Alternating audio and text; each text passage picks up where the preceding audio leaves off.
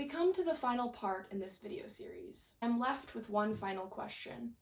What does our contradictory commitment to authenticity serve? Louis Althusser would argue that this commitment serves the institutions that created them in the first place. He says, "As ideology is eternal, I must now suppress the temporal form in which I have presented the functioning of ideology and say, ideology has always already interpolated individuals as subjects, which amounts to making it clear that individuals are always already interpolated by ideology as subjects, which necessarily leads us to one last proposition. Individuals are always already subjects." An example of individuals being constantly interpolated as subjects by ideology can be seen in the concept of patriotism. From a young age, individuals in many societies are taught to feel a strong attachment and loyalty to their country. This can be seen through reciting the Pledge of Allegiance in school, celebrating national holidays, or singing the national anthem at events. Over time, these practices become ingrained in individuals' identities, shaping how they perceive their relationship to their country and influencing their behaviors and attitudes. Even if individuals may not consciously think about it, this ideological framework of patriotism continues to shape their sense of belonging and identity as citizens of their nation. This example highlights the concept that Althusser is talking about, essentially saying that people are constantly being influenced by ideology, which makes them subjects of it, whether they realize it or not. But some disagree with Althusser's perception of performance. Many have criticized his model of interpolation as it focuses on the perceived lack of allowance for individual agency and variation in response to interpolation. His interpretation is often seen as imposing a monolithic structure that deprives individuals of their ability to resist or reject societal norms, suggesting the existence of pre-existing agency that can resist the dominant ideology. In the book, The Protestant Ethnic and the Spirit of Capitalism, the author Ray Chow is one of the people who does not agree with Althusser. In the book, he delves into various aspects of identity construction, representation, and power dynamics, particularly in relation to colonialism, post-colonial structure, and cultural mimicry. He discusses the marginalization and objectification of certain groups, drawing parallels between zoos and marginalized communities, such as ghettos and shanty towns. It explores coercive mimeticism, wherein minorities are pressured to mimic the dominant culture, leading to complex dynamics of identity and representation. It also explores how the internalization of social norms and the role of confession as a form of self-mimicry perpetuate power structures. Chow goes on to cite philosopher Slavoj Zizek, who argues that interpolation succeeds not because individuals are fooled by false consciousness, but rather because there is a crucial moment in the process where the gap between the subject and objective reality is bridged, compelling the subject to respond. Chow then says that the ethnic self is a constructed entity, particularly in Western contexts, where selfhood is often defined by property ownership and the display of possessions. This emphasis on objecthood over subjecthood means that individuals must demonstrate ownership and repeatedly exhibit their ethnicity, often through acts of confession, which can be seen as a form of self-mimicry. However, these confessions can also be understood as coercive mimeticism, wherein minority individuals inadvertently reinforce their own subordination by conforming to societal expectations, ultimately complicit in the marginalization imposed upon them. Chow's interpretation is important, as it highlights the complexity of the racial self in a Western context. Even so, Althusser's interpretation, although fundamentally flawed, can still be applied, as it underscores the notion of how institutions foster symbiotic relationships between individuals and the system, even if the relationship is forced upon the individuals. Althusser elaborates on how various institutions such as family, education, religion, and media contribute to shaping one's identity performance. However, it's crucial to recognize that political institutions exert significant influence over these spaces. Without governmental insight, it's possible that many of these institutions would not continue perpetuating stereotypes and ideologies that shape individuals' identity performance. The challenge of applying these concepts of identity to other cultures arises from the fact that different cultures have unique institutional structures that shape identity in very distinct ways.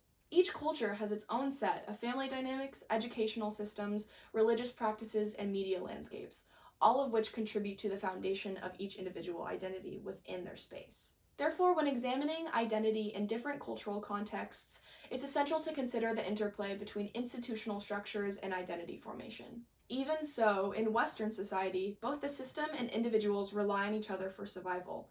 Yet the institution has structured an environment where dependence becomes a necessity for one's well-being.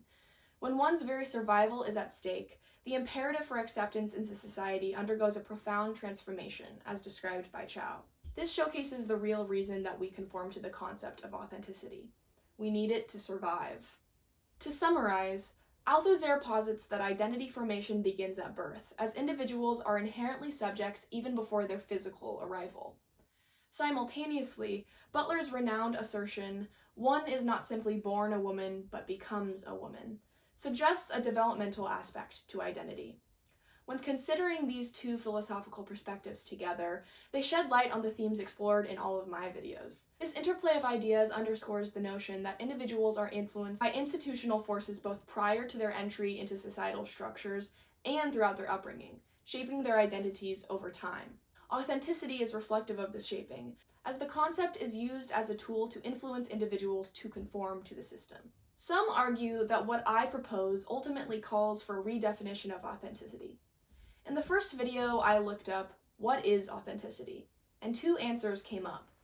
One that simply stated the quality of being authentic, and one that stated authenticity is a concept of personality in the fields of psychology, existential psychotherapy, existential philosophy, and aesthetics. In existentialism, authenticity is the degree to which a person's actions are congruent with their values and desires, despite external pressures to social conformity. Although in my first video I didn't specifically discuss the distinction between these definitions, it's clear that a significant difference does exist. The philosophical interpretation may better align with our desired understanding of authenticity. It specifies that authenticity relates to the degree to which a person's actions are congruent with their values and desires. This differs from the Oxford definition, which focuses solely on the quality of being authentic. In contrast, Althusser's perspective emphasizes the concept of being born into an identity. While one cannot be born engaging in specific actions, they can be born with certain societal perceptions that do shape their identity. The Oxford Dictionary's definition simplifies authenticity to mere quality, whereas the philosophical viewpoint emphasizes the alignment of actions with personal values and desires. Thus, authentic expressions of oneself should reflect these inner values and desires. Yet, it's crucial to distinguish between one's essence and their identity. They represent separate ideas. Identity pertains to how individuals have been socialized to behave, while one's essence reflects their values and desires. These are distinct facets because they illuminate different dimensions of a person, yet both are inherently influenced by cultural contexts.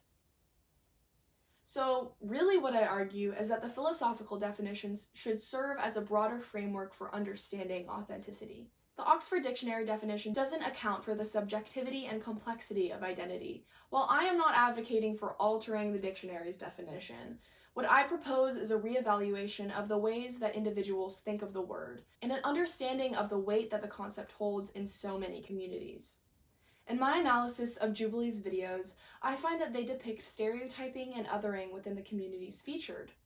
These portrayals reflect societal conventions and labeling identities and illuminate how individuals within these groups indirectly perpetuate stereotypes. Moreover, they mirror the ideologies that originally shaped these concepts, as individuals' perceptions are molded by their socialization at home, in school, in religious institutions, and within the broader public sphere. Those who have faced oppression within this system understandably resist perpetuating the institutions responsible for their marginalization, yet find themselves constrained with predetermined societal roles. This analysis exposes the inherent unfairness perpetuated by these ideologies, highlighting the systemic injustice ingrained in our society. As much as authenticity can be seen as harmful while trying to understand identities, the concept can be a powerful tool in personal issues.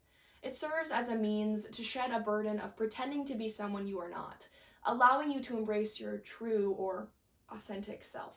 By striving for the concept of authenticity, individuals aim to align their actions, beliefs, and expressions with their genuine feelings and values, fostering a sense of integrity and wholeness within themselves.